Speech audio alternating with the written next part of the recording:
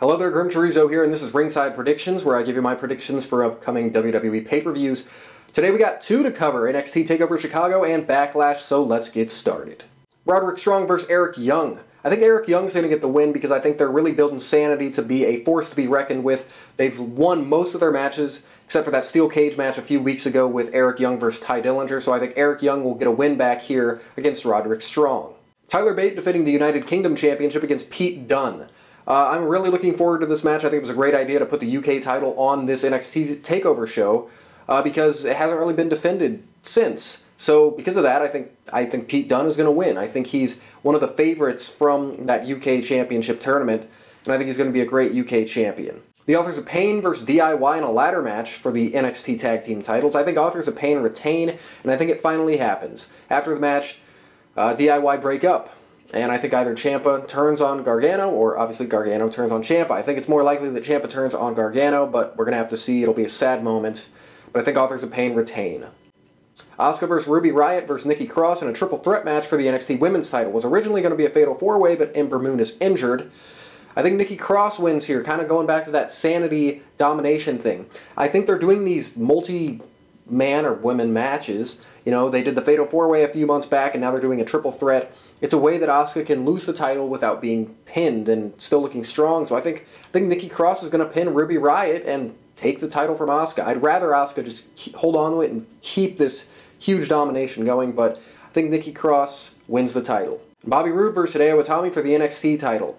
I want to say Hideo, and I love Bobby Roode, but I think they're going to keep the title on Bobby Roode, mainly just because, I mean, it feels like he just kind of won it, and Hideo just got back. He deserves the title, but I think this is going to go on to another takeover that Hideo will win there. Although him hitting a GTS and getting the 1, 2, 3 in Chicago would just be glorious. So moving over to Backlash, we got Ty Dillinger versus Aiden English on the pre-show. I actually wish this was on the main show. I'm looking forward to this. Aiden English kind of getting to go back to that artiste gimmick he had in NXT. Ty Dillinger, you know, is awesome. I think Ty Dillinger is going to get the win, though, because, you know, they don't really have plans for him, but they want to keep him looking strong. I think it'd be sweet if Aiden got the win, but I'm going with Ty.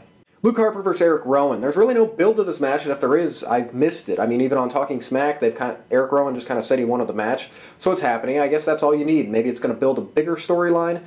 I guess technically Erick Rowan did defeat Luke Harper a few weeks back, and I guess that's kind of where it comes from. So I think Luke Harper is going to beat Erick Rowan this time and carry the feud on. 6-woman tag. Charlotte, Becky Lynch, and Naomi versus Natalya, Carmella, and Tamina. I'm not huge on this whole thing. I don't like Charlotte being a face. I hope it just leads to her turning back.